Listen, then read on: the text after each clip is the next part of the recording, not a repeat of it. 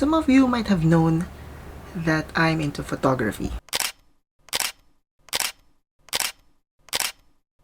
I may not be a professional, but let's just say I'm a hobbyist. I just recently celebrated my birthday, and one thing that I wanted to have for this year is a Digicam.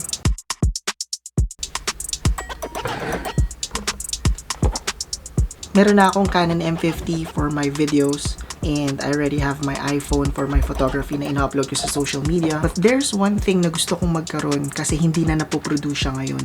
And the only people na meron na lang ng ganitong camera are those people who have bought and lived in the 90s and early 2000s.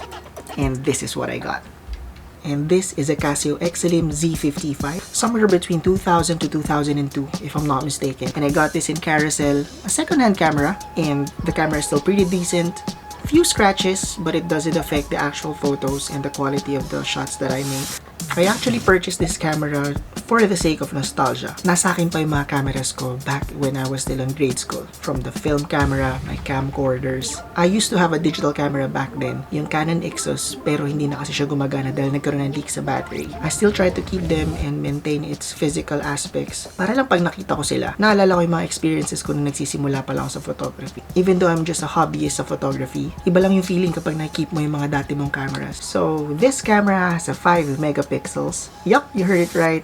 5 megapixels pa lang to. If I'm not mistaken, yung mga cameras natin ngayon ay umaabot ng 40 megapixels, but I don't mind. And for the past 1 to 2 years, buwabalik kasi ngayon yung love ng mga tao sa film photography, especially those Gen Zs na hindi ito inabot. Probably some of them inabot pa nila, but majority of them, they don't even know that this kind of camera exists. These kinds of camera are still powered by lithium-ion batteries. And too bad, nung binili ko kasi itong camera na to, it only includes the camera itself, a battery, and one memory card na 512 MB. Yes, 512 MB pa lang. What I did, I tried to look over for a universal charger para lang magamit ko ngayon yung battery nito mismo.